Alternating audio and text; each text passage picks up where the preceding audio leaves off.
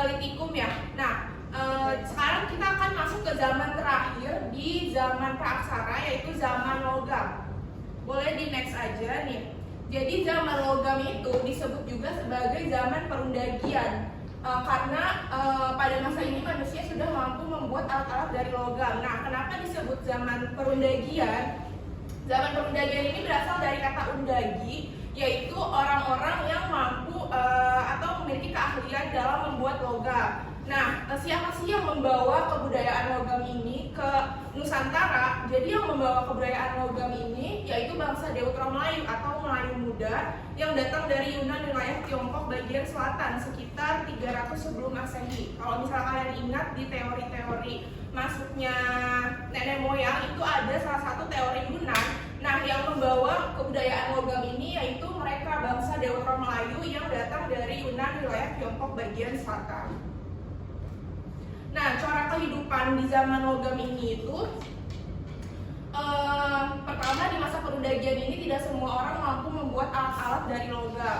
Jadi perlu kalian ketahui bahwa membuat alat-alat logam ini itu tidak mudah ya, tidak mudah. Jadi hanya orang-orang yang ahli, yang tadi itu tadi zaman perundagian undagi itu hanya orang-orang yang ahli membuat logam ini yang bisa membuat alat-alat dari logam karena butuh keterampilan khusus, butuh belajar yang memakan waktu cukup lama gitu untuk membuat alat dari logam ini. Nah, yang kedua itu cara kehidupannya, penduduk sudah hidup secara menetap di desa-desa atau sudah sedenter. Kalau misalnya di zaman kayak Paleolitikum itu kan masih nomaden atau berpindah-pindah. Nah, di sini itu di zaman logam ini mereka sudah hidup secara menetap di desa-desa, di daerah pegunungan, dataran rendah, dan di tepi pantai.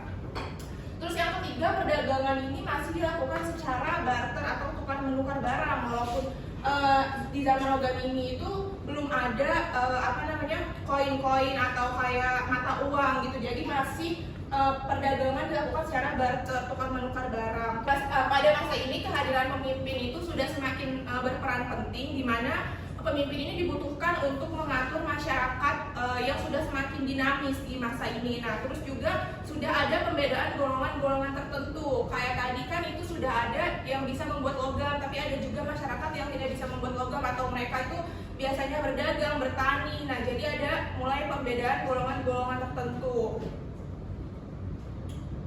Nah, di zaman logam ini berdasarkan temuan arkeologis, Indonesia itu hanya mengenal alat-alat dari perunggu dan besi saja. Sedangkan kalau di negara lain kayak misalnya Eropa itu tuh zaman logam terbagi menjadi 3, zaman tembaga, perunggu, dan besi. Tapi kalau di Indonesia ini cuma ada 2 zaman saja, yaitu perunggu dan besi, karena tidak ditemukannya tembaga di Indonesia berdasarkan bukti arkeologis. Terus juga alat-alatnya apa aja sih? Alat-alat dari perunggu itu diantaranya ada nekara perunggu, kapak perunggu, bejana, arca perunggu. Terus kalau misalnya alat-alat dari besi itu biasanya mata kapak, mata sabit, mata pisau, mata pedang, cangkul, dan tongkat.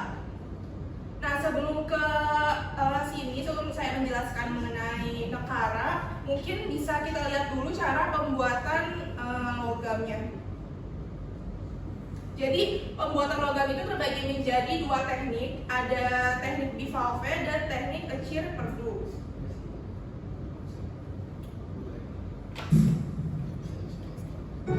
Yo guys, lalu bagaimanakah manusia pada zaman logam membuat alat-alat tersebut? Teknik pembuatan alat logam ada 2 macam, yaitu dengan teknik bivalve dan kecir perdu. Teknik kecir perdu atau teknik cetak tulang menggunakan media lilin dan tanah liat dalam pembuatannya. Untuk membuat kerajinan dengan teknik ini, pertama-tama kita harus membentuk modelnya dengan lilin dulu guys.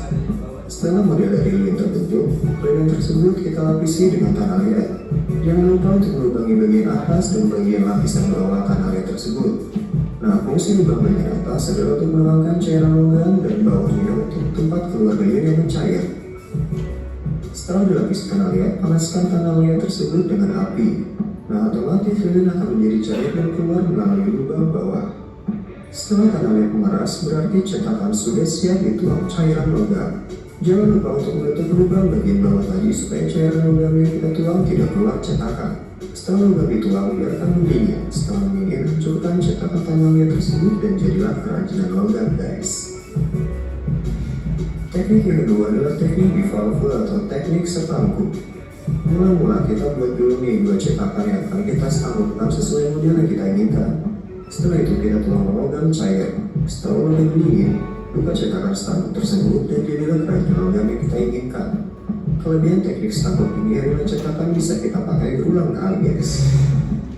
Adapun hasil-hasil Nah, itu dia tadi 2 teknik cara pembuatan logam ya. Kalau misalnya yang kecil perdu tadi itu kan dia kelebihannya itu sebenarnya bisa dipakai bukan bisa dipakai, tapi bentuk logamnya itu masih bagus gitu, masih baru karena cetakannya selalu dibuat setiap kalau dia mau buat logam gitu. Tapi kekurangannya itu nggak kurang praktis karena harus bikin dari lilinnya dulu, terus dari tanah liatnya gitu kan, jadi memakan waktu. Tapi kalau yang di Valve tadi itu dia cetakannya bisa dipakai berulang-ulang, tapi kekurangannya itu bentuk logamnya itu nggak akan sama kayak awal-awal dibentuk gitu, karena kan udah sering dipakai gitu.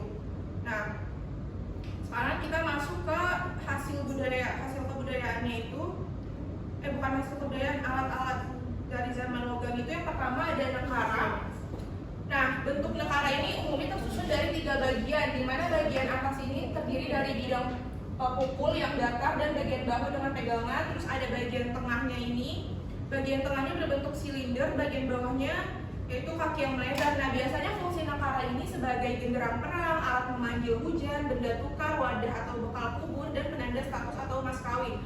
Bekal kubur itu kayak alat yang dia dikubur bersama dengan mayat orang yang meninggal. Kayak misalnya agama lain kan itu biasanya suka bawa-bawa, kalau misalnya dia meninggal suka bawa-bawa ke dalam peti mayatnya gitu kan barang-barangnya. Nah, itu biasanya nekara ini suka dijadikan bekal kubur.